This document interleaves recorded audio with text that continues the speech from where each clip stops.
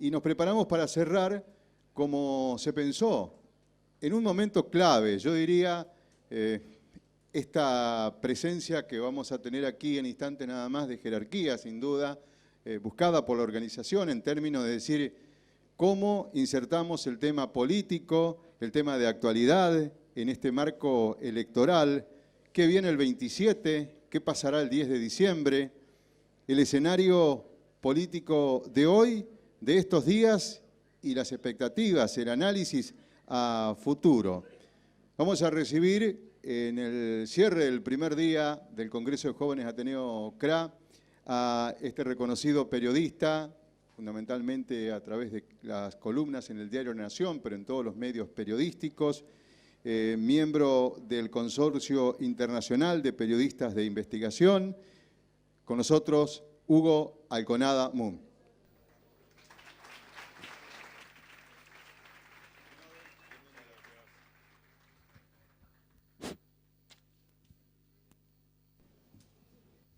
Bueno, hola. Es un gusto estar acá. Son todos muchísimo más jóvenes que yo, así que sería algo así, creo que tengo que decir como hola chicos, chicas, chiques. Espero que estén bien. Ya me presentaron. En mi caso me toca dar algunas noticias no tan agradables. Muchas dependerán de lo que pase en las próximas semanas, pero muchas otras dependerán de los próximos años. Y entonces el primer eje, si les parece, que yo quiero hablar es sobre la campaña electoral, por cómo viene la mano, lo que puede acontecer luego, y el eje más importante, que es el de las reformas sistémicas, que ahora hablaremos sobre eso. Mi idea es, si les parece, hablar unos 40 minutos, no mucho más, tratar de anticipar cuáles van a ser. Sí, sé que es mucho y sé que hace calor ahí atrás, y es anticipar básicamente algunas de las preguntas que ustedes podrían hacerme, y a partir de allí, si luego se arman o no preguntas, dependerá de ustedes. En ese camino lo que tenemos es, las elecciones ya se están viniendo, falta muy poco, y las elecciones, por suerte, a pesar de cómo venía la mano, terminaron siendo bastante más tranquilas de lo que parecía venir. Parece raro lo que les estoy diciendo, pero por lo que estaban anticipando los distintos equipos de campaña, esperaban algo que fuera realmente desagradable. Probablemente la campaña más desagradable desde el retorno a la democracia. Y por suerte eso no ocurrió. Entonces, dentro de todo, fue bastante respetuosa, dentro de todo no hubo mayores incidentes, dentro de todo hubo algunas denuncias sobre delitos electorales, pero no hubo fraude, y además vamos a tener mañana el que será el tercer debate presidencial en la historia de la República Argentina. Parece insólito, pero recién va a ser el tercero. Hemos vivido de todo, les puedo hablar de los distintos debates que ha habido en los últimos 40 años, pero este es un dato que es muy valioso. Hemos tenido algunos tropiezos, por supuesto, y uno es el tema del financiamiento electoral, que sigue siendo un agujero negro, y ahora voy a hablar sobre eso. Del mismo modo que hubo un abuso del aparato estatal, y también les voy a contar algo sobre eso mínimamente y por qué es valioso.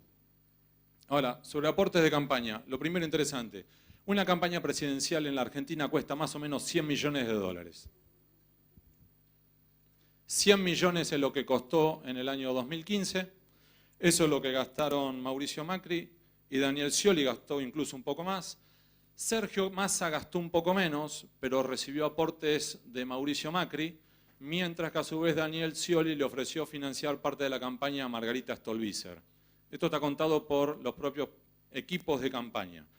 En esta ocasión, la campaña fue bastante más barata, entre otros motivos por reformas electorales, pequeñas, pero reformas al fin, la devaluación del peso, la recesión económica, y porque muchos de los contribuyentes habituales a las campañas presidenciales estuvieron detenidos o por el contrario, estaban en la causa de los cuadernos. Entonces, como estaban en la causa de los cuadernos, no querían volver a tropezar con la misma piedra y dijeron, ya estoy en un quilombo, no voy a sumarme un segundo quilombo tan rápido. Pero básicamente, muchos de los aportantes son los de siempre.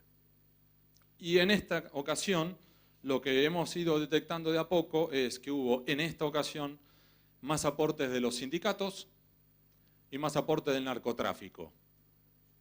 El narcotráfico, con cada ciclo electoral estamos detectando que está llegando un poco más lejos y un poco más alto. Ciclos electorales anteriores nosotros habíamos detectado que estaban aportando, por ejemplo, con fondos para candidatos a concejales. El siguiente paso fue aportes para intendentes. Y ustedes acá en Entre Ríos, los que son de Entre Ríos saben de lo que les estoy hablando en Paraná. Del mismo modo que el siguiente paso, y esto es lo que ya empezamos a escuchar, es no solamente que hacen aportes cash, sino además va con falopa. ¿Cómo funciona? Básicamente le entregan a los candidatos la droga, para que los candidatos a su vez, y los equipos de campaña, lo que hacen es le reparten ya no dinero, o no necesariamente solo dinero, a sus punteros, sino que además le dan los ravioles, para que a su vez los punteros puedan repartirlo y así financiar entre su gente las distintas campañas en los distintos lugares. Puede llamar la atención, pero esto es lo que estamos detectando cada vez más, y en particular en el conurbano bonaerense. Ese es por un lado. El segundo problema que tenemos con esto es que no tuvimos reformas ni electorales ni políticas profundas.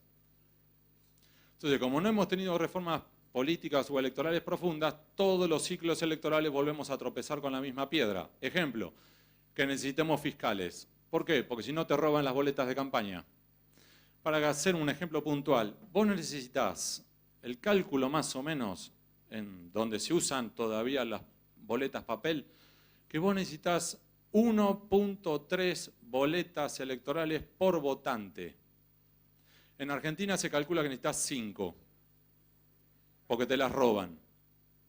Estamos hablando de más de 90.000 mesas en todo el país. Entonces vos necesitas, no te digo 90.000 fiscales, porque no todas las mesas son complicadas, pero vos necesitas fiscales más fiscales generales y todo lo demás. Y además hay una ley no escrita en las elecciones, que es mesa que no controlás, mesa que estás invitando a que te la roben. Ahora, esto es algo que es una obviedad desde hace décadas y como planteé antes, tropezamos como en la misma piedra, no estamos, por ejemplo, promoviendo o el voto electrónico o la boleta única. Y este es solamente un ejemplo, podemos hablar otros ejemplos que puedo decir que es propio también de las campañas electorales en distintos países del mundo. De hecho, en América Latina, solo la Argentina y un segundo país son los únicos que no lo tienen. En todos los países suele ocurrir que el propio candidato es el responsable máximo de las finanzas de su candidatura, lo cual debería ser una obviedad. ¿Qué significa eso? Que si te llegan a encontrar que vos, por ejemplo, no hiciste los aportes de campaña o no cumpliste con las reglas electorales, te quitan tu propio cargo electivo. ¿Sí? Entonces, no me importa si vos sos candidato a senador y ganaste la elección, si se detecta que hiciste trampa en el financiamiento electoral, te quitan el cargo electivo porque vos en realidad hiciste trampa para conseguirlo. Bueno, en la Argentina no. De hecho, lo que tuvimos que en el año 2015, tanto Macri como Scioli terminaron eligiendo a viejitas mayores de 70 años como responsables. De hecho, una de esas señoras se enteró de que figuraba como responsable en los papeles cuando yo la llamé. Porque ni siquiera en el equipo de campaña tuvieron la deferencia de avisarle que le iban a nombrar. Después averiguamos, era la tía de una integrante de un equipo de campaña, la sobrina no le avisó. Y a esto se suma, simplemente para cerrar este eje, además un par de problemas que tenemos. Hoy, financiamiento les hablaba de los sindicatos, hablaba también de algunos empresarios que estaban detenidos, ya fueron excarcelados, y también se suben otros, como por ejemplo los farmacéuticos, que es una tradición muy habitual, dinero en efectivo, aclaro. Esto en algunos casos. En otros casos lo que también se está haciendo cada vez más es el pago en especie. ¿Qué significa? ¿Cómo funciona? Que supongamos, yo contacto a él y le digo, necesito tu dinero. Esto me contaba hace muy poco un empresario, que lo abordaron y le preguntaron, queremos $500.000. Respuesta, no tengo $500.000 para darte. Entonces lo que le dijeron es, vos tenés una fábrica de empanadas. Sí, bueno, Entonces, en cada uno de los lugares donde vos tengas una sucursal, yo quiero que entonces vos te encargues del catering de mis actos de campaña. Si vos tenés empresa, por ejemplo, que tiene una agencia de remises, me ponés los remises en cada uno de los lugares donde vos tengas. ¿Tenés un avión? Dámelo que tengo que volar. Y si no tenés nada de eso, uno de los trucos más habituales es, ¿vieron la profusión que hay de encuestas electorales? Bueno, después de las PASO desaparecieron todas, pero había muchas encuestas que estaban dando vuelta. El truco es muy sencillo. Lo encarga una empresa, supongamos, voy a inventar, Ford. Entonces, lo que le pide el candidato y el equipo de campaña es, vos que sos Ford, yo necesito hacerme una encuesta sobre cómo estoy en Córdoba. Entonces, haceme vos, Ford, la encuesta en Córdoba. Ford lo que va a hacer es, va a hacer una encuesta en la cual las primeras 15 preguntas van a ser sobre Ford en Córdoba. Decime al encuestado, ¿a vos te gusta más Ford o Chevrolet? 15 preguntas haciéndole ese tipo de consultas. Y de la 16 a la 42 son preguntas electorales. ¿Para qué sirve eso? Para que si después viene la FIP y le dijera, ¿usted me puede explicar por qué este dinero, en qué gastó este dinero? Sí, en una encuesta. ¿Una encuesta en qué? En el grado de inserción que tiene la marca Ford en Córdoba. Acá tiene la copia. Y le entrega las primeras 15 preguntas. ¿Por qué? Porque de la 16 a la 42 la arrancó del cuadernillo y se la entregó al candidato. Entonces, de ese modo se protege ante la FIP y del mismo modo le está dando un servicio, un aporte de campaña al candidato de turno. Bueno, esto está ocurriendo mucho en este ciclo electoral. Y el último que quiero mencionar sobre esto es la CIDE y organismos similares a la CIDE en los distintos distritos de todo el país, que desde el año 2016 tiene más de 9.000 millones de pesos de libre disponibilidad, solo la CIDE. Después hay otros organismos provinciales, los D2, que ya hablaremos de eso si ustedes quieren, pero digamos, esto es una realidad, sumado a algo más, que es una circunstancia que hemos detectado que lejos de decrecer está aumentando, que es lo que se llama el fenómeno de la cancha inclinada. Cancha inclinada es cuando yo uso todo el aparato estatal en mi favor. ¿Qué significa? Que si tengo publicidad oficial y con ese dinero yo lo que tendría que en realidad hacer es anunciar sobre la campaña de vacunación o anunciar la promoción de turismo en mi provincia, en realidad lo que hago es pongo mi rostro candidato a la reelección y la gasto en eso. Lo mismo los municipios, lo mismo que se utiliza, por ejemplo, el avión de la provincia. Hay un gobernador que el avión sanitario en los últimos 4 años voló el equivalente de millas aéreas a dar 5 veces la vuelta al mundo. Avión sanitario, es decir, que es un avión que en teoría debería estar aterrizado y ante una emergencia sanitaria despegar hasta el hospital más cercano para poder trasladar a la persona afectada para, por ejemplo, un trasplante. Estuvo dando vueltas para todo lo demás, salvo para eso. Del mismo modo que se utiliza cancha inclinada, es una forma de explicar cuando se utiliza a los empleados públicos, incluso los contratados, que en vez de estar en la oficina pública, están haciendo timbreo o lo que sea, como se le diga en cada una de las provincias y municipios, según quien sea el candidato de turno del oficialismo de turno. Es decir, que esto excede a un partido, esto no es propio ni de radicales, ni de peronistas, ni del PRO, es de una dinámica habitual y recurrente en múltiples lugares.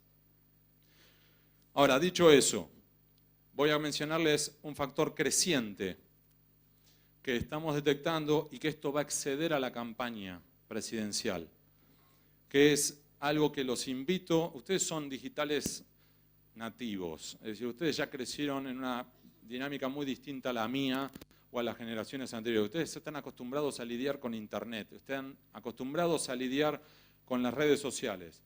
Pero un fenómeno creciente que estamos detectando son las fake news, que son imparables. Y les voy a dar 3 ejemplos de esto. El primero, quizás alguno de ustedes levante la mano si alguno ya recibió el supuesto tráiler de la miniserie de Netflix sobre Panama Papers con la dirección de Pedro Almodóvar y cuya última imagen en el tráiler es de Mauricio Macri. ¿Ninguno la recibió todavía? Bueno, cuando la reciban sepan que es falso. El tráiler está hecho como un profesional. Aclaro, hay una película. Esa película es real. Actúa Gary Oldman y Meryl Streep. Está por salir. Pero eso es la película. Yo estoy hablando ahora de Netflix, una miniserie que en teoría es con la dirección de Pedro Almodóvar. Llamamos a Netflix, América Latina, sede en México. Nos dijeron, no es cierto, no estamos haciendo esto. Llamamos a Madrid, hablé con el equipo de Pedro Almodóvar, me dijeron, nosotros no tenemos nada que ver. Así que está dando vuelta un supuesto tráiler que no existe, de una miniserie que no existe. 1, 2. También hay un diácono dando vueltas por Twitter, no sé si lo habrán visto, que anda mostrando un papel con las supuestas cuentas bancarias de Cristina Kirchner, Nicolás Maduro, Hugo Chávez y varios personajes más en el Banco del Vaticano. ¿Alguno recibió eso? Levante la mano. 1, 2, 3, 4. 4, bueno, hasta ahora son pocos. 5. Bueno, les aclaro, ¿eso es falso? Ya lo desmintió la unidad antilavado italiana, ya salió en las noticias como el Corriere della Sera, y les aclaro algo más. El diácono no es diácono. Así que ya para arrancar vamos mal.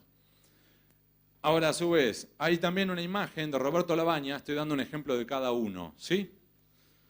Una imagen de Roberto Lavagna que está en medias y ojotas, o no sé cómo se dice, pantuflas o lo que sea. Esa imagen es real. Pero lo que aclara abajo está circulando con una frase que dice, este hijo de puta tiene una jubilación de privilegio de 650.000 pesos, porque este hijo de puta es el que privatizó las AFJP, y entonces como premio por privatizar las AFJP y quedarse con nuestras jubilaciones, le dieron una jubilación de privilegio. Aclaro, las AFJP en realidad fue un proyecto de Amado Vudú, no de Roberto Lavagna, y Roberto Lavagna no cobra jubilación de privilegio. Con lo cual van 3 ejemplos de los 3 candidatos en los cuales les reparten basura gratis. Y el problema es que esto circula sobre todo por debajo de los radares. Entonces, quienes están recibiendo basura, la mayoría de las veces no es por arriba de los radares, como podría ser en Twitter, o en Facebook, o en Instagram, sino por debajo de los radares en WhatsApp. Entonces, sugerencia, cuídense porque lo que está circulando en WhatsApp, también está circulando, por ejemplo, un video de un tren que en teoría ahora está circulando desde el norte argentino hasta la ciudad de Buenos Aires con 100 vagones, y que esto en realidad los medios de comunicación que son llorapautas, como no cobran pauta, te lo están ocultando porque están en contra del gobierno de Macri. En realidad ese video, ese tren es de Estados Unidos, no es de Argentina. Y puedo seguir dando ejemplos. El último que les voy a dar es mío. Hay también circulando 2 audios que en teoría soy yo, a los cuales además le agregaron imágenes de archivo mías, y yo les digo, no soy yo. Se lo certifico. Y como todavía incluso me pasó que cuando salí a desmentir que yo fuera el de los audios, una mujer en Instagram me dijo, no te creo que no seas vos. En realidad sos un cagón que como en realidad vos tiraste los audios y te diste cuenta la tormenta que se generó después, ahora estás negando ser el que sos. O sea, se armó un trabalengua sobre ser y no ser, que en definitiva terminé mandándoselo al CONICET. El CONICET certificó que en efecto yo no soy yo, y terminé subiéndolo igual a WhatsApp y demás, y igual así me sigue llegando. De hecho, lo que me está pasando, y esto es una diferencia entre las generaciones de ustedes y las generaciones anteriores, es que, por ejemplo, mi tía y madrina me dice, Huguito, te felicito por lo que está circulando, es buenísimo, lo recibí, ya lo circulé a todos. Le digo, Pato, no soy yo. ¡Ay, me quiero morir! Digo, sí, ya lo circulaste, avísale a todas tus amigas que no soy yo. Te pido 1000 perdones. ¿Sí? De sugerencia. Esto que parece hasta, si quieren, una pavada, no lo es. Está desarrollado por profesionales. De hecho, tiene una expresión que se llama astroturfing. Astroturfing. Y es el desarrollo profesional de información falsa para tratar de captar indecisos.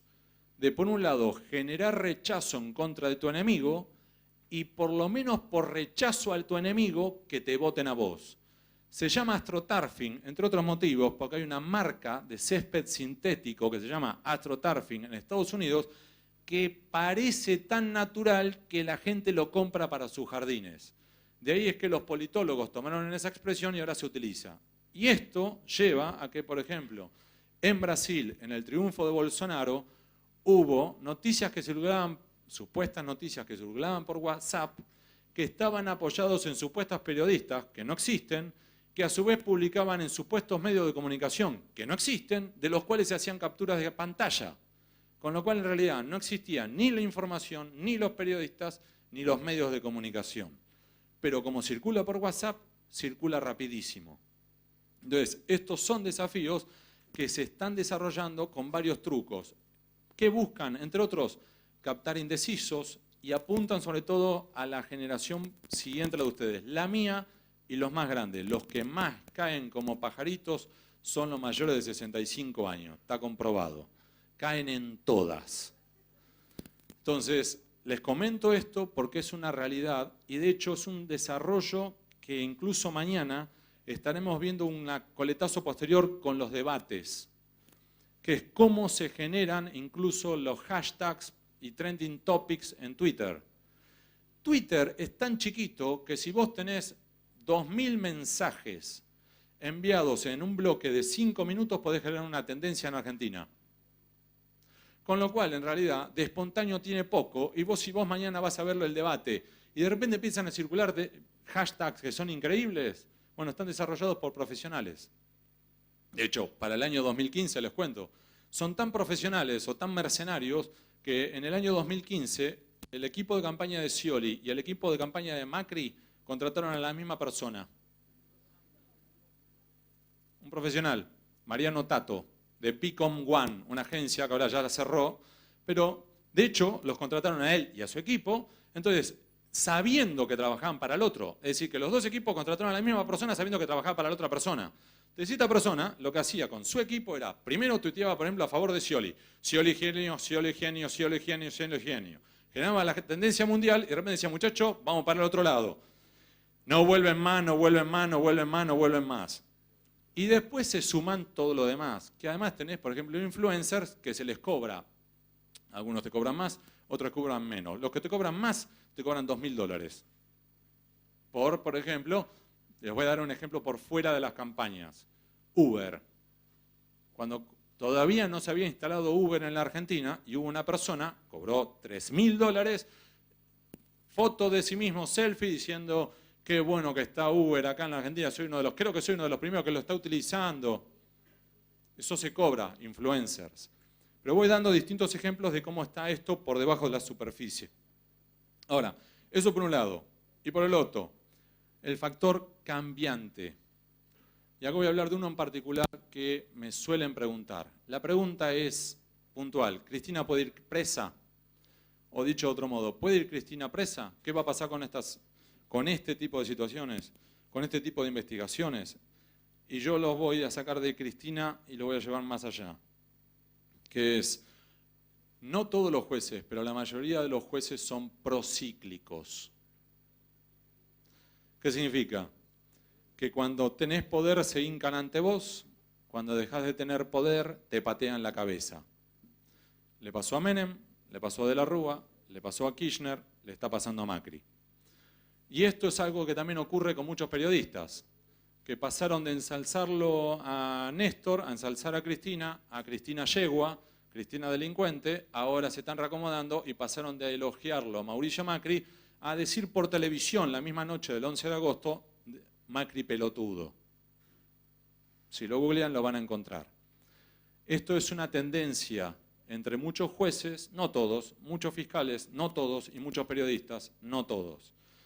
Pero esto es un problema recurrente en la realidad argentina. Y esto ha pasado en los últimos 40 años porque es un problema sistémico. Se los voy a dar con un ejemplo. Yo vengo cubriendo tribunales y haciendo investigaciones hace 20 años. Menem. Por eso, para sacarlo incluso de este ciclo electoral y que no genere tanta sensibilidad. Menem. Lo que terminó pasando era, mientras que fue poder, intacto. Dejó de tener poder y lo empezaron a llamar a declarar. Incluso lo detuvieron bajo arresto domiciliario en la quinta de un colaborador de él, ustedes ni habían nacido, se llamaba Armando Costanián.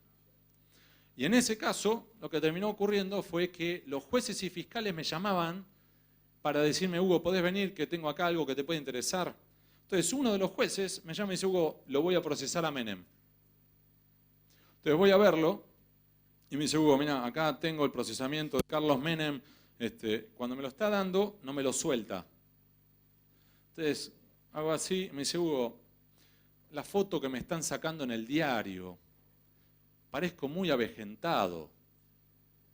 Entonces digo, bueno, entonces me tira la resolución y la guarda en el cajón. Cierra. Entonces digo, bueno, si quiere lo llamo a un fotógrafo que venga acá al despacho y le saco un par de fotos. No podemos, sería demasiado obvio. Hagamos algo. Yo mañana a la 1 de la tarde voy a bajar las escalinatas de Comodoro Pi. Y si yo tengo una bufanda amarilla puesta, es la señal de que quiero que me saquen la foto. Al otro día, 1 de la tarde, el juez estaba con una bufanda amarilla, se había hecho la babia en el pelo, se había puesto los anteojos oscuros y bajaba que caminaba como si fuera Don Johnson en División Miami. Le sacamos las fotos, voy a verlo, le digo, ya tenemos las fotos. Respuesta de él, mostrámelas. Tuve que hacer venir al fotógrafo, le mostró las fotos. La eligió él, esta. Digo, deme la resolución. Respuesta, no, Hugo, hoy es viernes. Este fin de semana juega un clásico, no era Boca River, era como si fuera Boca Independiente. O sea, uno de los clásicos importantes, pero no el superclásico. Me dice, mira, el sábado no va a prestar nadie atención, el domingo es el partido, el lunes están todos hablando del partido. Venimos a ver el lunes para publicarlo en el próximo día. Pasó eso. Voy el lunes, digo, deme la resolución. Y la publicamos. Así funciona Comodoro Pi, pero ahora voy a darle el siguiente paso. Menem, esto fue en el año 2001-2002. Menem se candidatea a la presidencia. Los mismos jueces y fiscales que me llamaban para decirme vamos a procesarlo, vamos a pedir la captura, vamos a qué, desaparecieron todos. Porque como Menem lideraba las encuestas, se borraron todos. Entonces yo lo llamaba y uno de ellos me dice, mira Hugo, pedí un peritaje contable para analizar la evolución patrimonial de Carlos Menem y todo su entorno. Le digo, ¿qué significa todo su entorno? Todo su entorno. ¿Cuánto tiempo puede tomar? 1 año y medio, 2. Menem se presenta a la campaña, gana la primera vuelta, se baja de la segunda vuelta, y yo estaba en la redacción de La Nación, que era más grande que esto, y está llena de computadoras. Ahí, como imaginen, en cada una de las columnas hay distintos canales de televisión, ¿sí? Encendidos, programas noticieros y demás. Y de repente placas rojas de crónica, la música típica de crónica, pa, y en ese momento ponen, se bajó Menem, Kirchner presidente. Y me suena el teléfono celular, y yo que estaba mirando crónica, atiendo sin mirar, era un fiscal. Hugo, acabo de pedir la indagatoria de Carlos Menem. Entonces me salió del alma y le digo, vos hijo de puta estás viendo lo mismo que yo por televisión, ¿no? Entonces se empezó a reír a carcajadas y me dice, sí, y quiero pasar a la historia como el primer fiscal que pidió la indagatoria de Carlos Menem. Entonces, ok, fenómeno. Corto, lo mira mi jefe, entonces editor de política del diario, Ricardo Carpena, le digo, Richard, le pidió una indagatoria a Menem. Y mi editor ni siquiera se sorprendió. Me dice, ok, tenés 90 líneas. Es decir, texto chiquito, como diciendo, era obvio que iba a pasar. Les cuento esto sobre Menem y les puedo contar exactamente lo mismo sobre Cristina Kirchner y sobre Macri. Porque esto es una realidad constante. Cristina Kirchner ya estaba siendo investigada desde el año 2007 por aportes de campaña del narcotráfico. Y solo procesaron, no a ella, sino a su equipo, en marzo de 2016. Tardaron 9 años. Ahora, solo tardaron, recuerden, ella se va en diciembre, enero es feria, con lo cual no se trabaja, febrero. Con lo cual tuvieron un pedazo de diciembre más febrero para llegar a la conclusión de que en efecto sí había habido lavado de dinero del narcotráfico en la campaña de Cristina Kirchner. Y lo mismo con Mauricio Macri, porque esto es algo sistémico que incluye a todos los partidos. Un ejemplo, Mauricio Macri estaba procesado con procesamiento confirmado por escuchas telefónicas ilegales por la Cámara Federal porteña cuando asumió como presidente, 10 de diciembre de 2015. 28 de diciembre de 2015, Día de los Santos Inocentes, habiendo transcurrido 18 días desde que era presidente, lo desprocesaron, porque el juez llegó a la conclusión de que en realidad no había evidencias suficientes para procesarlo al presidente por escuchas telefónicas ilegales. Entonces, estoy dando distintos ejemplos de algo que hay una profesora de Notre Dame que habla de la lógica de la defección estratégica. Suena lindísimo. Lógica de la defección estratégica. ¿Qué significa? Que yo tomo las decisiones que yo creo que le caerán bien al que tiene poder. Entonces, ni siquiera es que el poderoso me tiene que llamar para pedirme algo. Yo voy a hacer lo que yo creo que le va a gustar. Y esto es una dinámica recurrente en Comodoro Pi. ¿Esto es porque son forajidos los de Comodoro Pi?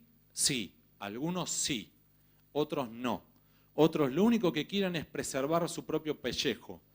¿Por qué? Porque saben que está el Consejo de la Magistratura politizado y que entonces te conviene ser Norberto Yarvide, que aunque gastes más dinero con tu tarjeta de crédito de lo que podés explicar con tu propio ingreso salarial, si vos hacés lo que le conviene al poder, vas a ser juez federal como Norberto Yarvide durante 20 y pico de años, 24 años. Y si por el contrario enfrentás al poder, estás cocinado. Entonces, todos los incentivos están para jugar con el poderoso y todos los, por el contrario, paliativos están en contra. Entonces, aquí es donde yo me quiero centrar, para ir cerrando, que es en el tercer eje, que es el eje precisamente de qué es lo que tenemos que hacer. E ir a lo sistémico. ¿Por qué? Porque es posible que en estas elecciones ocurra algo llamativo, o como dice Nassem Talib, un cisne negro. ¿Qué es eso? Es algo que sea tan grande y tan inesperado que precisamente nadie lo pueda esperar. La anécdota viene de cuando los ingleses, que hasta ese momento en el mundo solamente se conocían los cisnes blancos, y que de hecho van a Australia y se encuentran con unos, para delante de ellos caminan unos cisnes negros, y creyeron que estaban delirando. ¿Por qué? Porque hasta ese momento no conocían, no existía. Es como si ahora de repente adelante nuestro pasara un caballo lila y empezamos todo, ¿qué comimos hoy al mediodía? No, en realidad existen los caballos lila, pero hasta ahora no los habíamos visto. Bueno, es algo tan grande, tan inesperado que te choquea. ¿Puede ocurrir algo así en las elecciones de acá el 27 de octubre? Sí, de eso se trata precisamente un cisne negro. Ahora, ¿las probabilidades cuáles son? Bajísimas. Por eso precisamente son cisnes negros, porque son inesperados, son gigantes. De hecho, por ejemplo, mañana va a haber un debate presidencial. Los debates no se ganan, se pierden. Es decir, que el candidato que va ganando lo único que tiene que hacer es jugar al empate. Se pone como en el catenaccio italiano, 11 jugadores atrás, pelotazo arriba y aguantar el empate. Con eso ya ganó. Entonces, en ese contexto, si Alberto Fernández no es estúpido, que no lo es, lo que tiene que hacer es, como está configurado el debate presidencial, tiene que abordar 4 temas. Y tiene 1 minuto y medio para cada tema. Si no es estúpido, se estudia de memoria 4 bloques de 1 minuto y medio sobre cada uno de los temas, dice exactamente lo que tiene que decir, se memoriza incluso cuando tiene que gesticular, se terminó, empató. Entonces, salvo que Alberto Fernández le agarre la chiripiorca y mañana empiece a los sopapos contra Julián Aguada, o que empiece a hacer alguna locura, no va a perder el debate. No debería perderlo. Primer eje. Segundo eje. ¿Puede ocurrir algo mayor? Sí, pero eso no lo podemos saber. Y dicho eso, si no ocurre eso, ¿qué cabe esperar? Por lo que están marcando las encuestas, ustedes ya lo saben, es básicamente una remake de lo que vimos en agosto. ¿Puede ocurrir un batacazo? Sí, y de eso se tratan los cisnes negros. ¿Es posible que haya una sorpresa? Sí, porque además esto es Argentina. Pero si no hubiera sorpresas, deberías tener una situación similar a lo que vimos en las PASO. Una diferencia entre el primero y el segundo de entre 18 y 20 puntos porcentuales. Esto es lo que se está viendo. Veremos si se cumple o no se cumple. Dicho eso, hoy estamos a 12, faltan 15 días. Hay un matemático norteamericano que es brillante, los invito, si alguna vez tienen tiempo y ganas, a que lo pispen. Se llama Nate Silver, un matemático estadístico probabilístico norteamericano que trabajó para el New York Times. Y lo que hizo fue analizar las encuestas de un modo probabilístico, no matemático.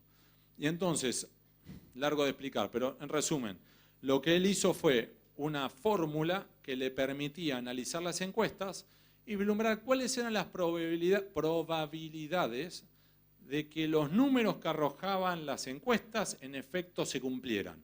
Es como cuando uno está con el pronóstico del tiempo. Cuando te dicen 80% de probabilidades de lluvia, lo que te están diciendo es, el 80% de los días en los cuales tenemos los mismos parámetros que tenemos hoy, llueve. ¿Te están diciendo que hoy es 80% que puede llover? No, lo que te están diciendo es para atrás. El 80% de las veces que pasamos una situación similar a lo que estamos teniendo este día, llueve.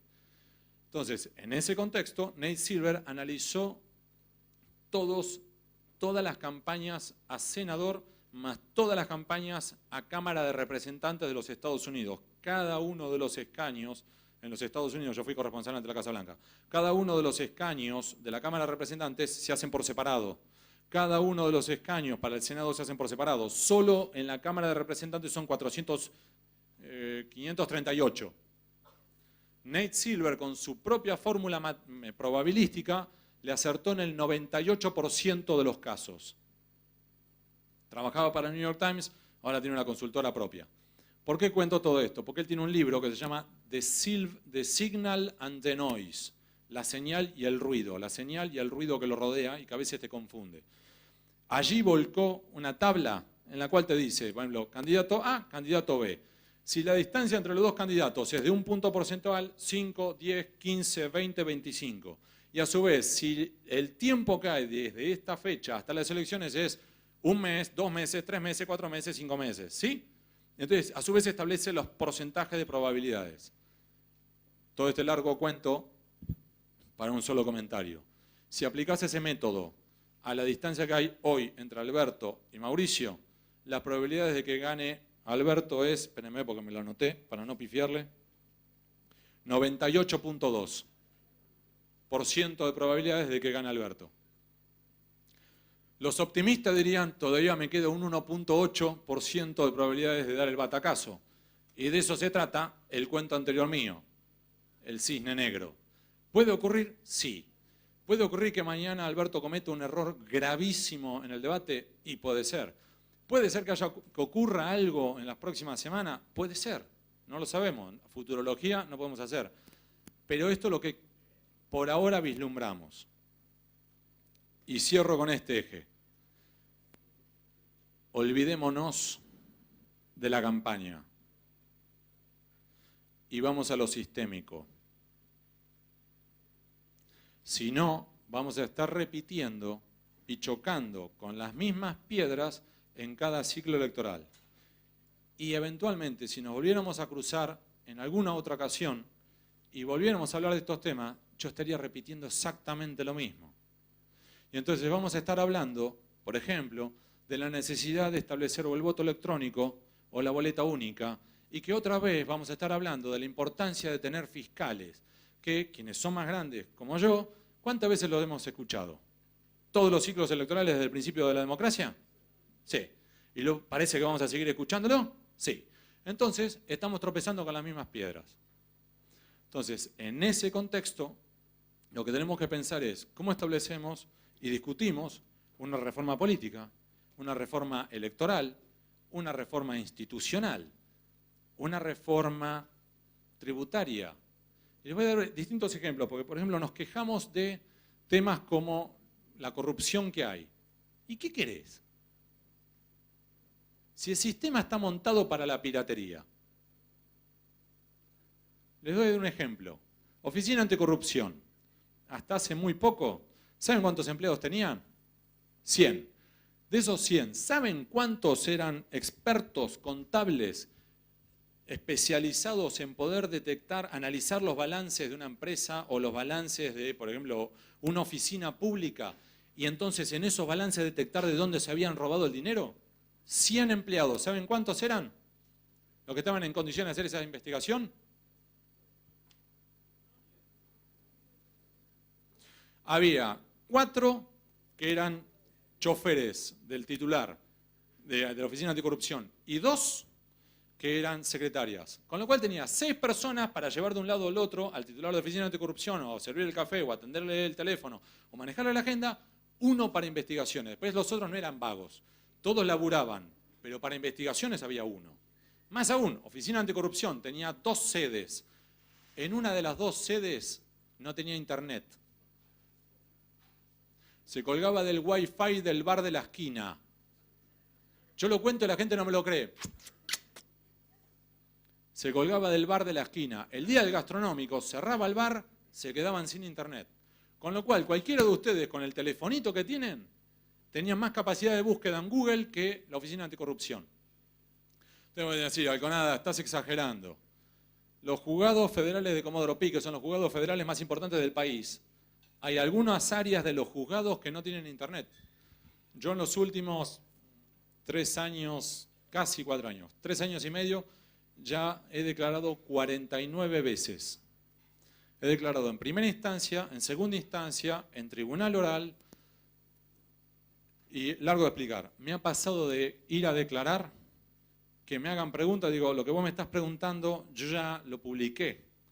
Fíjate, es una nota, poné las palabras estas, las palabras claves en el buscador del diario, te va a saltar, déjamelo leer y te lo parafraseo. Además es una estupidez. Me hacen la pregunta que ya publiqué. Y la muchacha en ese momento dice, dame un segundo, Hugo. Pum, se levanta y se va. Digo, ¿a dónde vas? Dice, no, en esta zona no tenemos internet.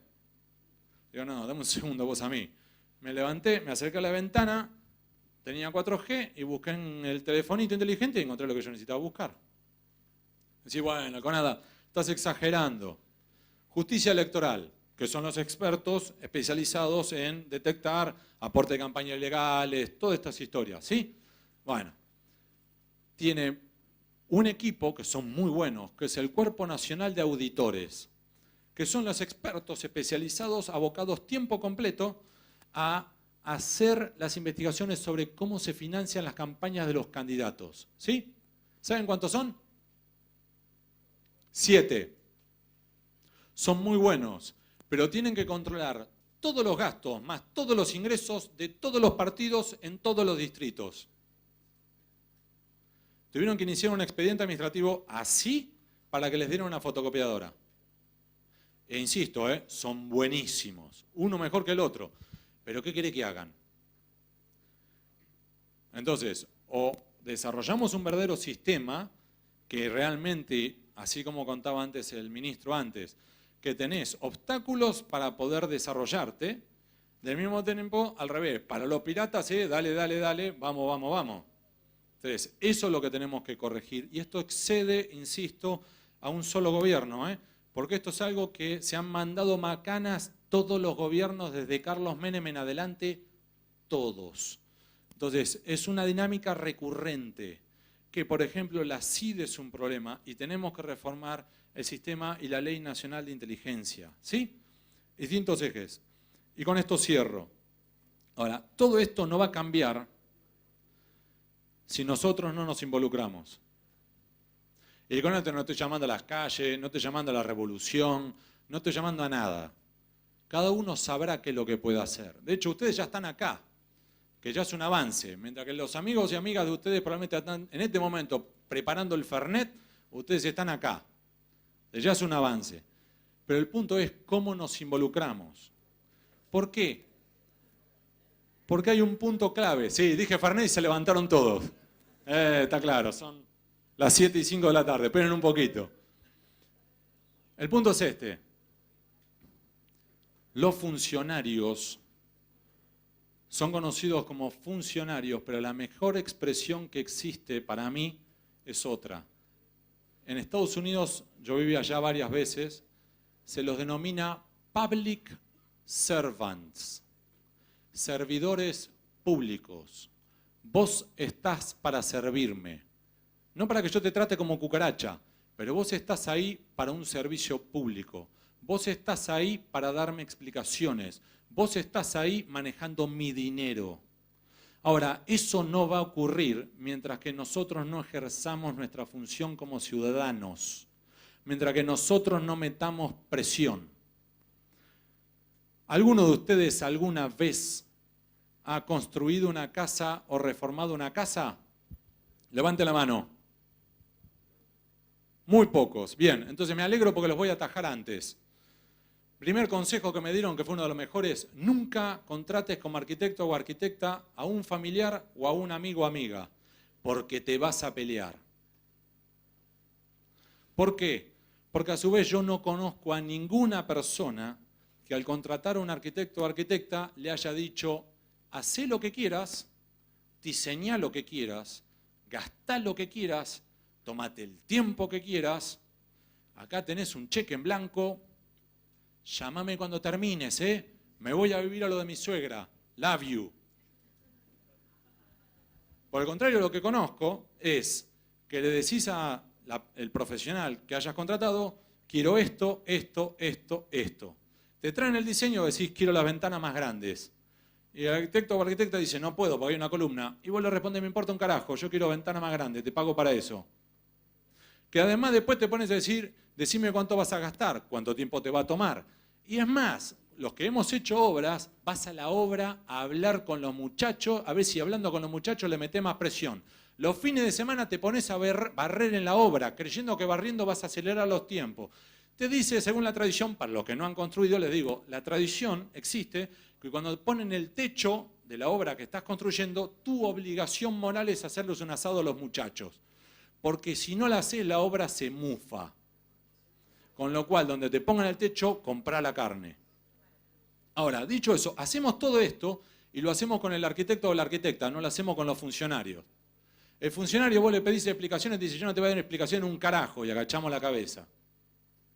No es así, Cualquier funcionario público, al cabo de su mandato, habrá gastado más dinero de nuestro bolsillo que lo que gastará cualquier arquitecto en toda nuestra vida.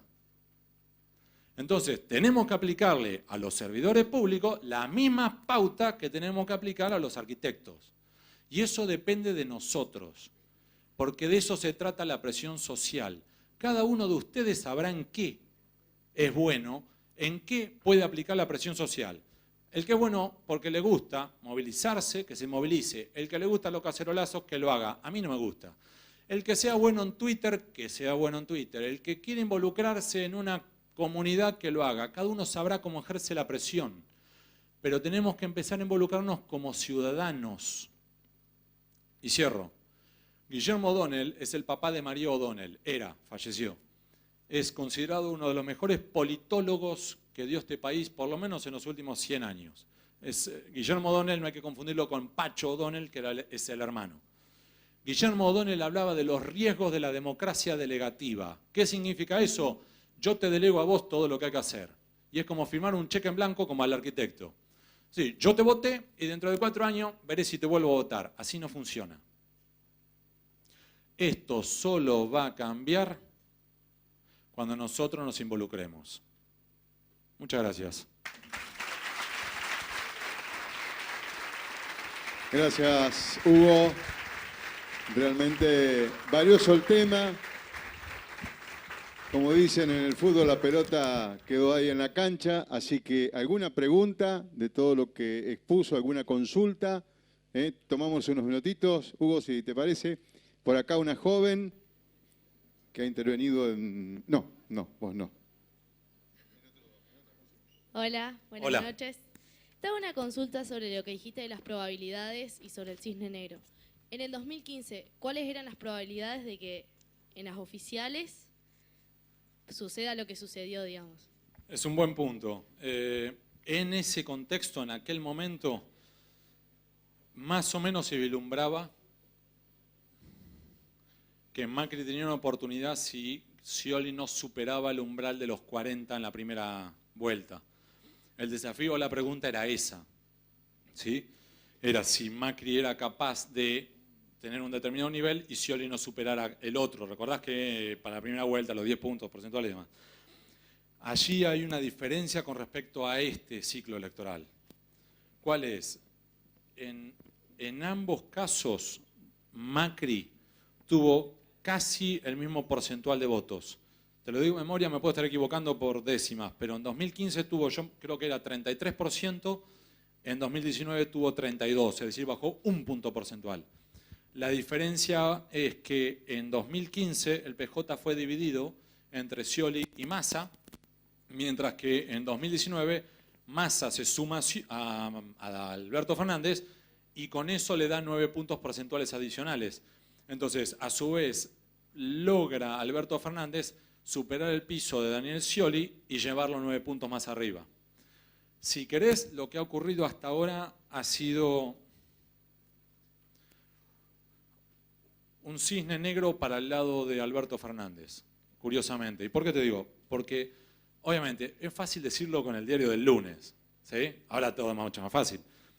Yo te garantizo, y te lo digo en serio, que hablando con los distintos equipos de campaña en los 2-3 días antes del domingo 11 de agosto, y yo te lo garantizo, el que te diga algo contrario te está mintiendo.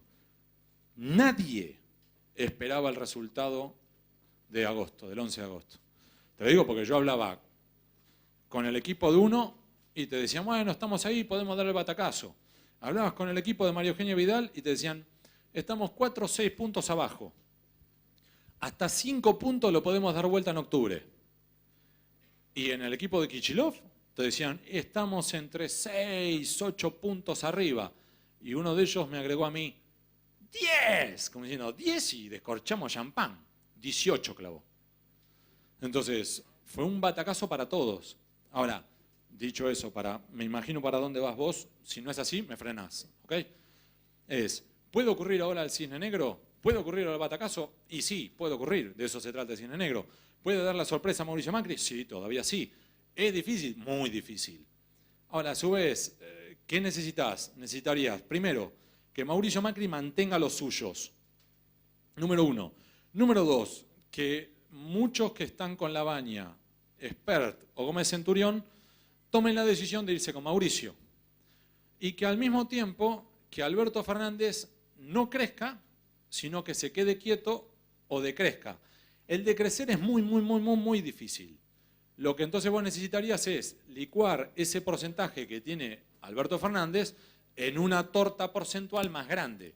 De allí es la convocatoria que tiene el equipo de Mauricio Macri a quienes no han ido a votar, vengan a votar. Que a su vez también es muy difícil porque más o menos, y ha ido variando en los distintos ciclos electorales, más o menos va a votar, aunque es obligatorio, solo el 75% de los argentinos desde el año 2003.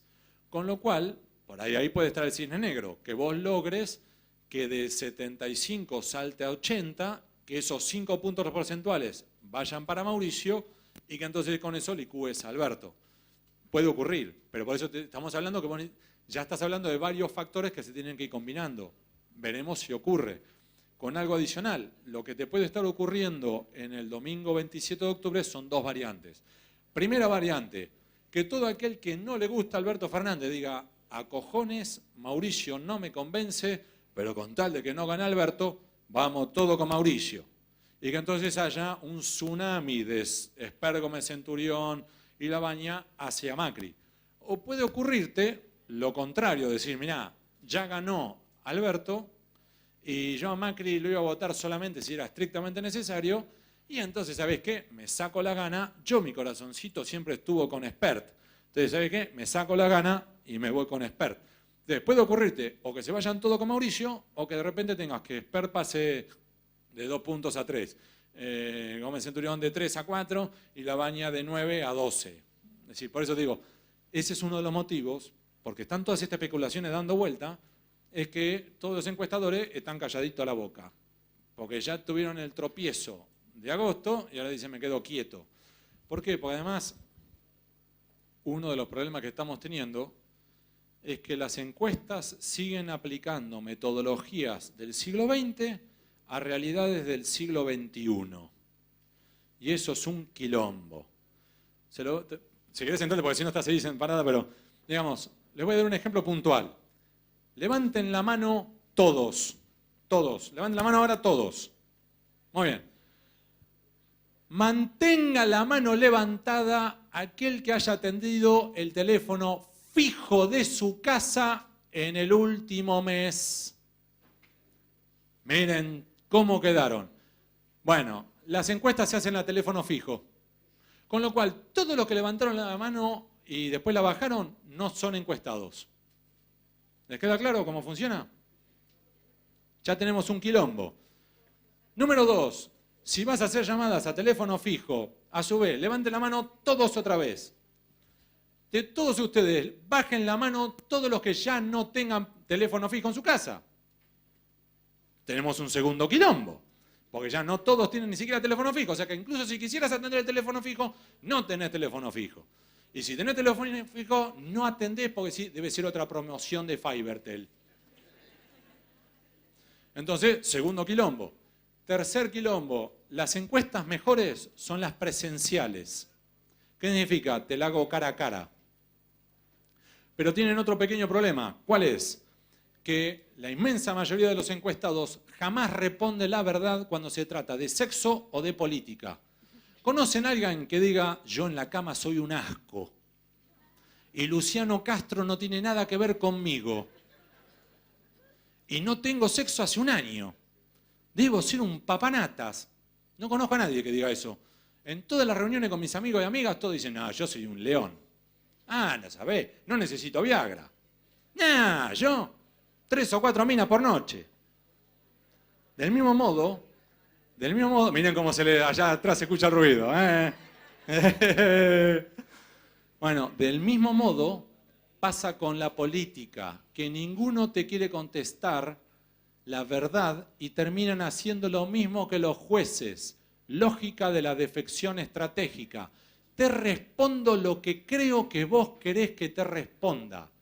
Y le voy a dar un ejemplo puntual sobre esto. Uno de los trucos más básicos que se usa, ¿saben cuál es?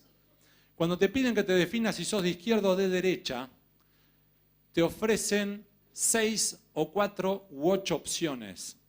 Opciones pares. Nunca te dan impares. ¿Por qué? Por esto. Si yo te digo, definite de 1 a 5, si sos de izquierda o de derecha, la inmensa mayoría dice, yo soy de centro, 3. Entonces lo que tenés que hacer es ofrecer opciones pares. Sos de izquierda o de derecha, naturalmente te tenés que inclinar o para la centroizquierda o para la centroderecha. No puedo hablar mucho de dedo porque me lo rompí. Entonces, ¿centro izquierda o centro derecha? Entonces, con la pregunta te induzco la respuesta. Te obligo a inclinarte. Esto es un ejemplo, el más básico de todo cuando estudiabas metodología de encuestas. Entonces, estas son algunas de las dificultades que tenemos. Entonces, veremos el 27 de octubre qué realidades tenemos del siglo XXI ante desafíos que intentan responder con metodología del siglo XX. Por eso tropezamos con Trump, tropezaron con Bolsonaro, tropezaron con el Brexit en la Unión Europea y el Tratado de Paz de Colombia, que también tropezaron con la FARC. Veremos. Perdón por hacerte una respuesta larguísima a una pregunta concreta. Perdón. Sí. Hola. Bueno, espero no arrepentirme de esto. Uy. ¿Por qué? 2 preguntas. Dale. No, mentira, 2 cosas que quería. Una es una pregunta y una es una afirmación. Dale. Admiro tu temple, ojalá lo tuviéramos todos al hablar así, de las cuestiones sin efervescencia o más disimulada. Y la segunda es, ¿hay alguna provincia que aplique mejor la lógica de defección estratégica que Santiago del Estero? Qué pregunta. Qué gana de tirar sillazos, De hecho, me interesa más la primera que la segunda. A ver, te digo por qué. No voy a esquivar la pregunta. Nunca esquivo la pregunta. También viví en España. Yo viví en varios lados. De hecho, con mi mujer vivimos... En un momento tuvimos 7 mudanzas en 4 países en 10 años. En España, en la tauromaquia, que son las reglas del torero, te hablan de las 3 reglas: parar, templar y mandar. ¿Qué significa eso? Cuando estás frente al toro no huyas. Te parás frente al toro, lo parás, lo medís y lo llevas para un lado o para el otro. ¿Y a qué voy con esto? no hay que esquivar las preguntas, nunca. Respondé. Y en eso, a su vez, ahora voy a tu primera pregunta. Mi papá, que es brillante, realmente brillante, él a su vez es de un movimiento católico que se llama Schoenstatt. Schoenstatt, a su vez, admiran a la Madre 3 veces admirable, la Virgen María, que a su vez le invocan siempre: enséñame a caminar como tú, fuerte, digna, sencilla y bondadosa.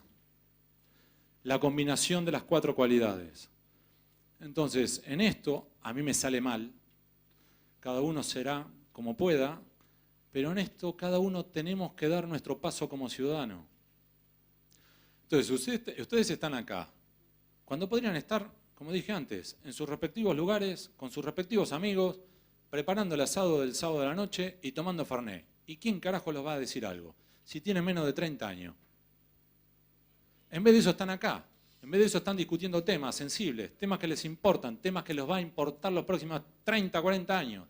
Ya eso es un paso adelante y los felicito. Y lo digo en serio, no les estoy haciendo demagogia. Podrían estar tomando Fernet y están acá. Ese ya es un paso como ciudadanos y los felicito. Entonces, cada uno tiene que asumir su rol. Si no, esto no va a cambiar. Entonces, en mi caso, en mi trabajo, además a mí me encanta.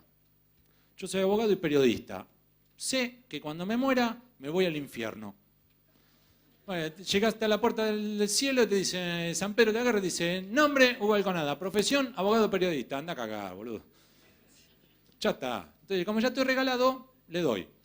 Y como me gusta lo que hago, yo intento cumplir con mi trabajo, que es investigar, investigaciones sobre corrupción, lavado de activos, fraude corporativo, y trato de hacerlo de manera respetuosa, llamando a todos, cumpliendo con la ética periodística. Me sale mejor, me sale peor, pero al mismo tiempo, una cosa que a mí me descoloca, y lo digo en serio, que la gente en la calle me apoya, me alienta, pero nunca me dicen: qué buena investigación. No me dicen: sos brillante, sos inteligente. Me dicen, lo único que me dicen es: qué huevos tenés.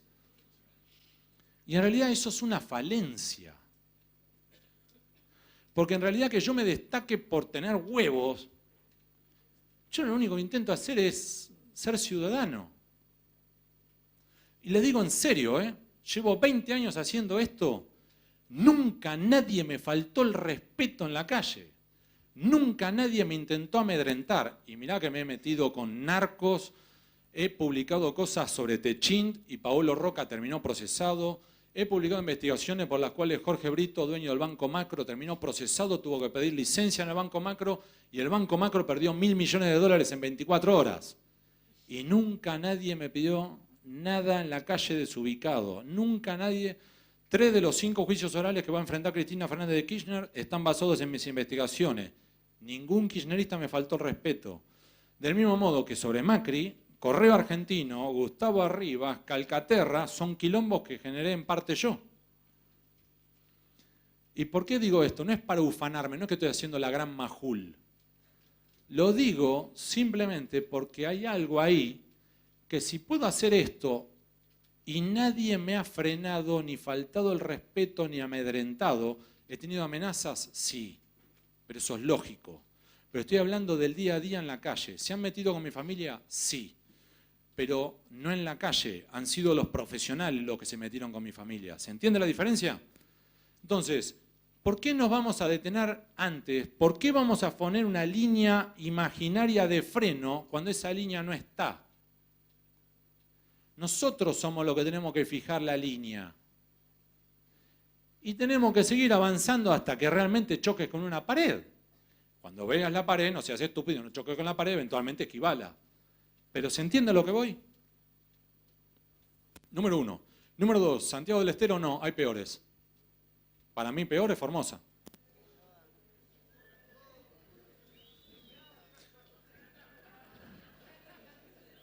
Y no hay problema que me chiflen. Yo expreso mi parecer, quienes disienten conmigo que exprese un parecer, y bienvenido sea. De eso se trata la democracia. Después, Fernet de por medio, evaluaremos juntos si Formosa es peor o mejor que Santiago del Estero. Y acá hay otro ejemplo, ¿ven cómo podemos dialogar? Y si ninguno se ofende, no tenemos por qué ofendernos, estamos dialogando. Quien discrepa conmigo, discrepa. No es que ni él ni yo somos menos argentinos. Estamos tratando de llegar a un punto en común y seguir caminando juntos.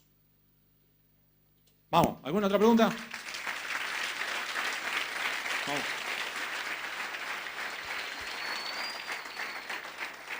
Hola Hugo, buenas tardes. Te quería consultar cuando hablabas de las probabilidades y de lo que podía pasar con los votos de Esper, con los votos Perdón. ¿Cómo les pegó el 98.12? Sí, dolió. No, Vamos, te dale. quería preguntar porque dentro de toda la información y las fake news y todas estas cosas que circulan, a mí en el último mes me agregaron como 5 grupos para defender la República y todas esas cosas. Y entre eso se especula mucho con el tema de la gente que no fue a votar, de la gente que vive afuera y un montón de cosas.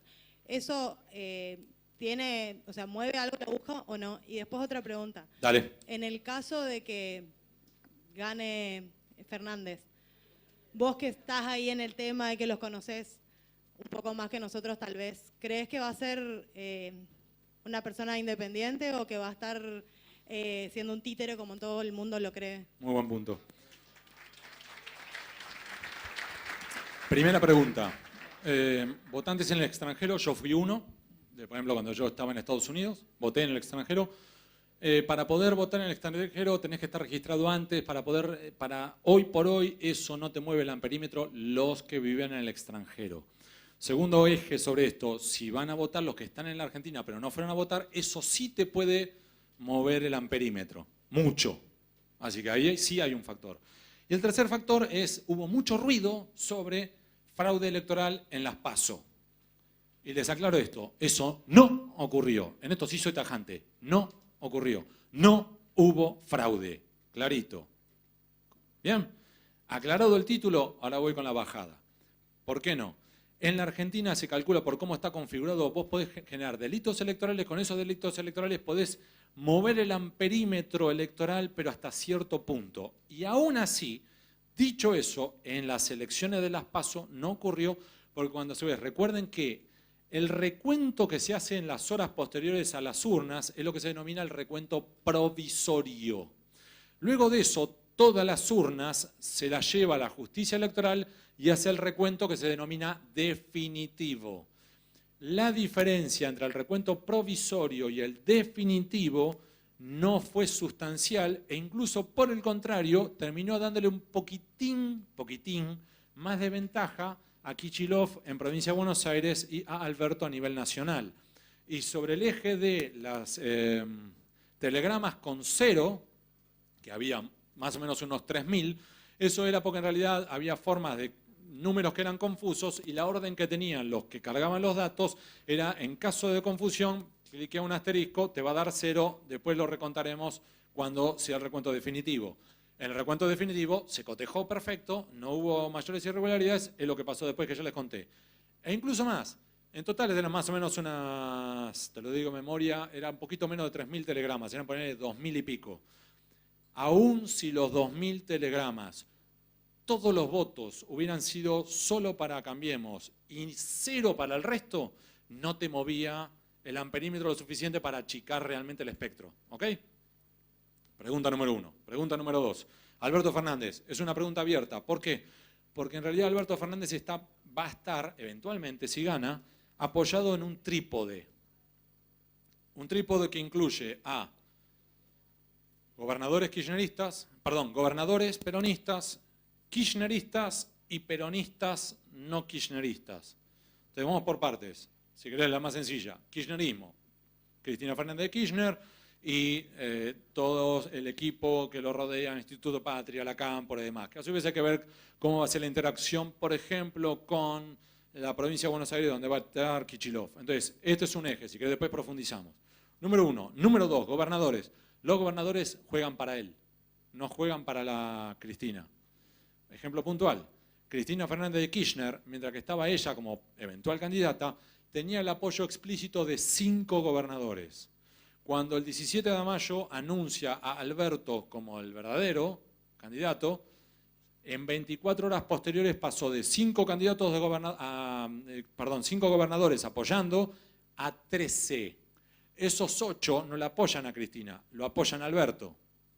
Y 3, el peronismo no kirchnerista, Massa, Solá, Gine González García, ¿sí? Todo ese grupo. Entonces, en esa interacción es donde Alberto va a tener que ir fluctuando entre los tres trípodes. Entonces, por ejemplo, donde una de las tres patas del trípode le insista demasiado con algo, tiene que apoyarse en los otros dos, decirme, déjame que lo evalúe con estos dos. Y después, si otro se pasa de piola, esto que parece muy teórico, les voy a dar un ejemplo puntual. Yo publiqué hace 10 días, otra vez, parezco como Hull hablando de mí mismo, pero bueno, hace 10 días publiqué la puja que hay ahora, por debajo de la superficie, sobre YPF. Uno de los grandes, si querés, joyas de la corona que quedan. Y se están matando, porque de hecho todavía no ganaron y ya todos están peleando por ese lugar. Entonces, Massa te dice, no hablé con él, hablé con su equipo, que Alberto, a cambio de que se sume, le dijo, vos vas a tener el control de YPF. Cuando a su vez Cristina Beso dice, si va Massa, los que van a estar ahí relamiéndose son Jorge Brito, José Luis Manzano y Daniel Vila, 3 empresarios. Entonces, a su vez, para frenarlo a Massa, lo convoca a Galuccio, el expresidente de YPF. Y le dice, vení vos, que en vos sí confío, desarrollame un plan para YPF. Y a su vez, Alberto, cuando ve eso, se apoya en los otros y le dice a Guillermo Nielsen, armame un proyecto de ley reduciendo las facultades del presidente de YPF, amplía las facultades del secretario de Energía para que tenga control sobre YPF y Vaca Muerta, y a su vez que se genere como un supersecretario barra ministro de Energía Petrolera. Con lo cual acá tenés un ejemplo puntual de lo que te estoy diciendo, que es un lugar, 3 opciones que se están peleando ahora. Entonces vamos a ver qué va a pasar.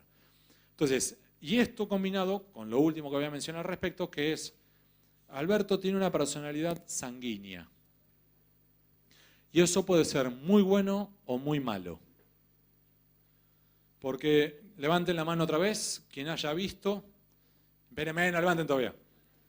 Quien haya visto el video de cuando Alberto Fernández estaba charlando con una mujer en un bar y alguien lo encaró, lo empezó a increpar y Alberto se levantó, lo pecheó, el otro cayó al piso y se movía como pez muerto, pez fuera del agua. ¿Quién lo vio? Bien, son bastantes. El resto lo pueden ver en YouTube. Eso es Alberto Fernández. Lo que ves es lo que hay.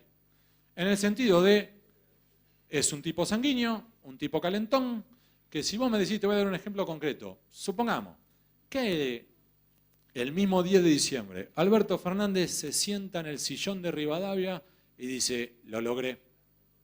Y en ese momento entra, por ejemplo, un pibe de la Cámpora, Chantada boludo, bajame los cuadros, y vos sos un imbécil, y vos no deberías estar acá.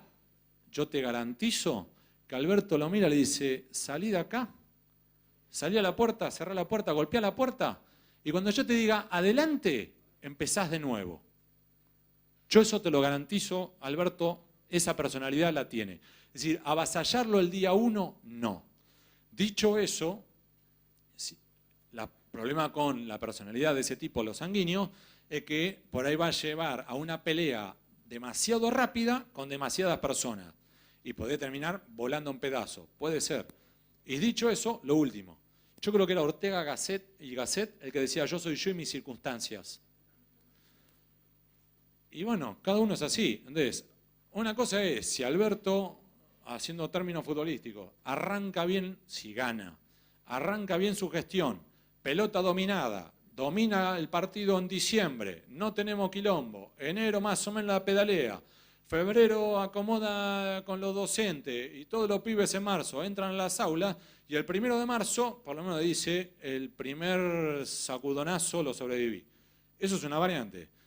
Y ahí ya él se puede estar sintiendo más firme. Y si por el contrario, arranca en diciembre, y para que el 15 de diciembre ya trastabilló, tuvo un quilombo, un primer cacerolazo, y es el 20 de diciembre, y ya está todo temblequeando, y vos vas a ver a varios, como el gato negro ese que está el meme, ¿vieron en WhatsApp? Haciendo así con las uñas. Pero eso lo vamos a ir viendo. Primero veamos qué pasa el 27 de octubre. Bien, ¿alguna otra pregunta? Lo despedimos con un fuerte aplauso. Gracias, Hugo Conadamun. Y por ahí los chicos del Ateneo tienen un presente también, como lo han hecho con los demás disertantes. Realmente un cierre de lujo para lo que es este congreso que va a continuar mañana desde primera hora. Gracias, señor.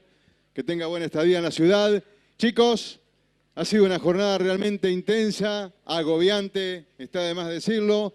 De 10 el aporte de ustedes para este primer día del congreso. A disfrutar en un rato de la peña y mañana nos veremos desde las 9 en adelante. Gracias.